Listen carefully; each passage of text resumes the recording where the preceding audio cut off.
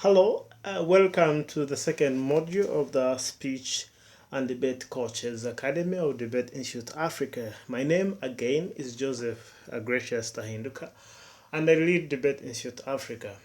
Of course, all of us have had this entire thing of that judge is unprofessional, that coach is unprofessional. So today we shall enter all those details to ensure that we bring some light to what professionalism should look like. And it's important to recognize that unprofessionalism has very many faces and has a lot of effect on any industry. The unprofessional engineers who construct buildings and they fall, the unprofessional doctors who don't respect confidentiality. There's just unprofessionalism all through.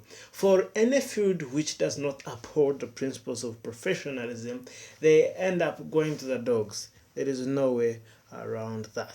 That means our presentation is going to have 5 things. One, we're going to have key definitions that will be important for this presentation. Secondly, we shall look at the importance of the codes of ethics for professional sustainability of speech and debate coaching. Thirdly, we shall look at the consequences of the lack of a standard code of ethics. Fourth, we shall look at the general principles in the code of ethics of the Debate Institute of Africa, which is confidentiality and conflict of interest. Fifth, we shall look at the shades of responsibility for speech and debate coaching.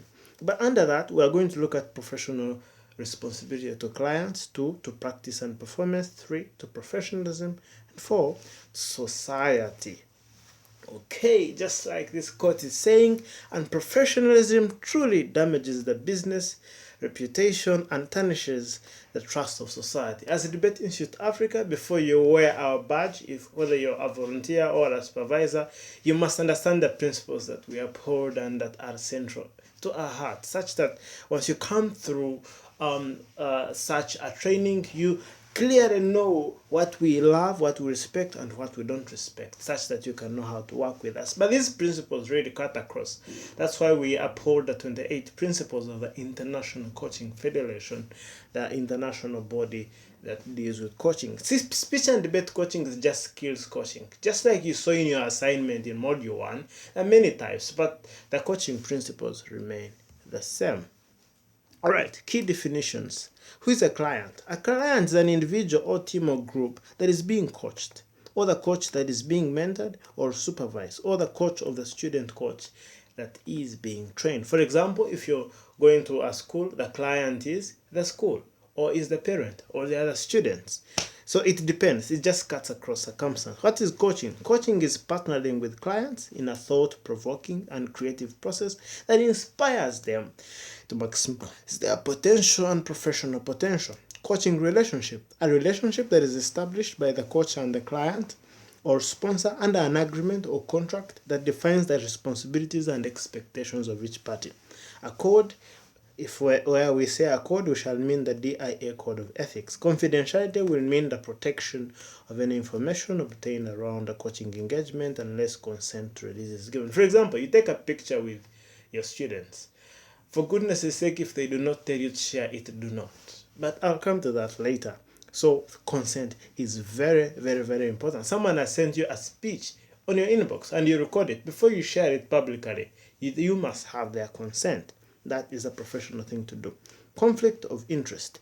A situation in which a DIA professional is involved in multiple interests, where serving one interest could compromise serving the other interest. This could be financial, personal, or otherwise, as you shall see. Equality is a situation in which all people experience inclusion, regardless of their sexual orientation, regardless of their gender, anything, race, any color of skin, height, disability, anything.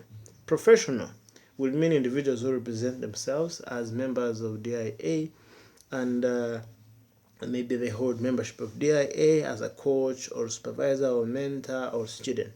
DIA staff, the support personnel who are contracted by the managing company, maybe financial professionals or administrative professionals. An internal coach may mean a coach from DIA that has been taken up on the payroll of an organization. It could be a school or any other entity. The sponsor means the entity or representatives or school, the people that are making the payment for the coaching services. All right.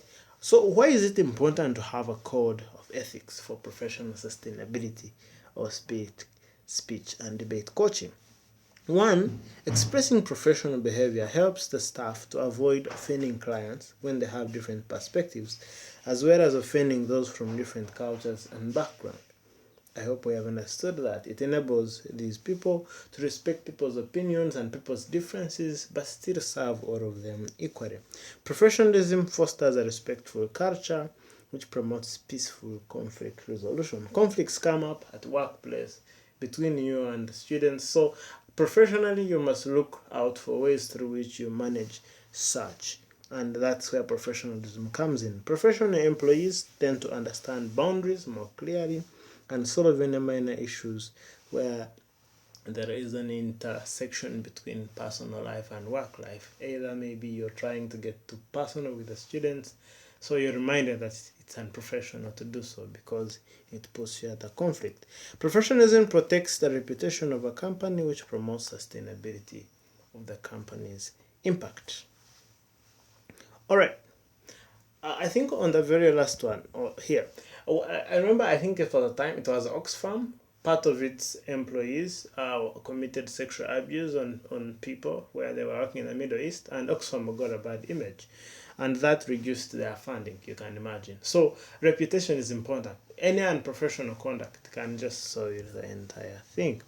All right. So we now got the general principles of professionalism. Confidentiality. This refers to protection of any information obtained around coaching engagement unless consent in writing or verbally has been given by the person whose information you are going to share. One, it's vital to maintain, store, and dispose of any records, including electronic files and communications, created during professional interactions, in a manner that promotes confidentiality, security, and privacy, and complies with any applicable laws and agreements. Two, the coach must explain and ensure that prior to the initial meeting of the coaching client, that the sponsor understands the nature and potential and the value of coaching, the nature and limits of confidentiality, financial arrangements, and any other terms of the coaching agreement. So, you see, you're going to coach a school, for example, you need to have something in writing to see I'm going to be there for 8 weeks, and in these 8 weeks, probably this is going to be their role, this is going to be my role, such that you make the terms extremely clear, such that there's no ambiguity, and therefore you can pursue a very clear relationship that has fruits that are reasonable. All right, let's now look at the conflict of interest. So conflict of interest is a situation in which a professional is involved in multiple interests where serving one interest could work against another interest that is vital to the organization. For example, there's a professional relationship, there is a personal relationship, as I will show later in the slides. And all these can be managed in different ways. And so it's important not to mix your personal relationship with a professional relationship. One, coaches should distinguish between a professional relationship with a client from other forms of relationships. Two, coaches must disclose any conflict openly with the client and agree to withdraw from the relationship if the conflict arises, which cannot be managed effectively. For example, you're coaching students, and for goodness sake, you start getting unusually close. You're either a lady and you get close to the boy, or you're a boy, you get close to the girl, and you feel like that is going to destroy the image. It's better to withdraw from such a coaching engagement, and maybe we post you somewhere else where you feel you can deliver. Something like that. If, for example, you are a gentleman, I feel you cannot work very well in a single girls' school, declare a conflict. Tell them I will have a problem. Then we shall post you in a boys' schools where you can deliver very well. Something like that. When working as an internal coach, manage conflicts of interest or potential conflicts of interest with any coaching clients or sponsors through coaching agreements and ongoing dialogue. This should include addressing organizational roles, responsibilities, relationships, records, etc. 4. Coaches need to be sensitive to the implications of having multiple contracts and relationships with the same client or sponsor. There are consequences to behaving unprofessionally, and you should be aware of them. Being aware of them is a foundation for professionalism. All right, so we now go to professional responsibilities. I told you they're in 4 things, but we start with a client. Okay, 1, it's important that you clearly explain to the client what you're going to be delivering to them, such that they know exactly what you're going to be giving them. Make your expectations very clear, whether they are financial or rheological, whichever expectations you have, make them clear. Two, make sure you come into an agreement. A signed one is a better one. Yeah, such before you commence the services. That is your second obligation, professional obligation. Three, you must maintain the highest levels of confidentiality as we had talked about. All right. Four, you must have a very clear method of communication. Are you going to be communicating to the patron, to the students? Who are you going to be communicating to? Such that there is a proper line of communication. Four, you must make sure that they are aware about circumstances under which you cannot withhold information, such that in the event that the law requires you to release that information, you do, and you do not fall into conflict with the state. Number six, I had already covered it in conflict of interest. Number seven had also been. Number eight speaks into the fact that at a particular time, some people may feel like, okay, maybe I'm not benefiting from your coaching. Give them the leverage to quit coaching. Don't hold people ransom. Once people feel like you cannot benefit them, it's okay. Withdraw and attend to those whom you think you can deliver to. It is more healthy to withdraw than to continue and you keep hurting people and hurting the profession. All right, so that's where 9 says, in case they want to terminate it, feel free to do. Of course, there are costs of termination, but feel free for you to end the contract if they feel that your contract is not benefiting them. 10, be sensitive to the effects, as I had said earlier.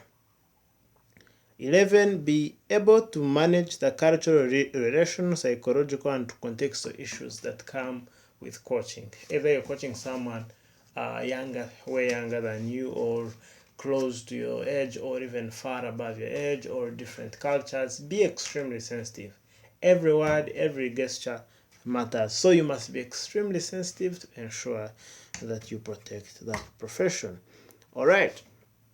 Number 12 talks about the fact that in case there is a problem, compensation can be given to those. For example, someone has gone to your coaching session, you should tell them, in case they don't appear, probably they get 20% or 30%.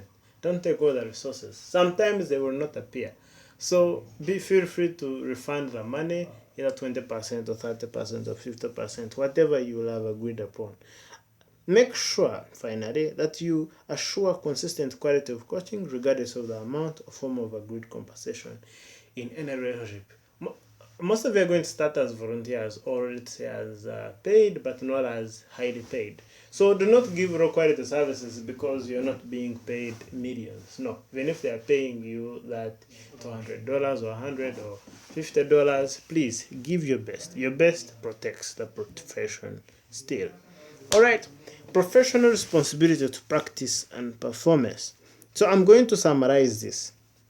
It's important to realize that as a coach, you must train yourself. If you don't train yourself to read more and become a better coach, you'll be doing a disservice to your clients. So it's important to practice such that you can perform better. If you do not practice, you will be gone. Because you will still be teaching the same thing year in, year out, yet information changes. So it's important to practice and so you can read all those principles. All right, I now go to professional responsibility to professionalism. So there are very clear principles that are laid down. Make sure you follow them, and make sure that if the school has any codes, follow them. If the organization you're working for has principles, follow them to the dot. But most importantly, 24, do not participate in any sexual or romantic engagement with clients or sponsors. And you should always be mindful of the level of intimacy appropriate for the relationship. Take into appropriate action to address the issue or cancel the engagement. Finally, a coach has a responsibility to society. That means they must not discriminate. They must honor the intellectual property of others. If you use any other person's information over the internet, recognize them as you coach. Either it's mine. Recognize that it was published by Joseph Tahinduka or Shubra Kasozi or Alfred Schneider. You don't lose a leg by recognizing other people. You rather lose your integrity by assuming that that information is yours. Make sure you remain as honest and you adhere to all those principles. Make sure that you continue doing good instead of avoiding bad. So, as I end, the Bathing Institute Africa shall always uphold all these 28 principles in this code of ethics of the International Coaching Federation. 2.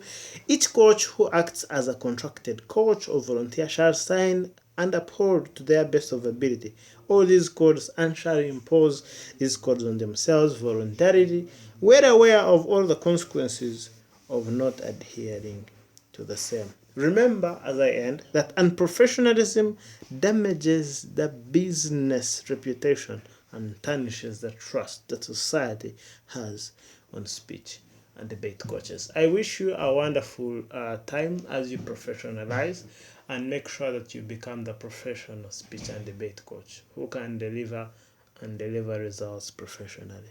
The assignment will be coming through. Kindly hand it in. Anyone who has not done the 2 assignments will automatically be kicked out of the camp and will have to wait for next year's camp. Have a good day and make sure you do the assignment. Thank you.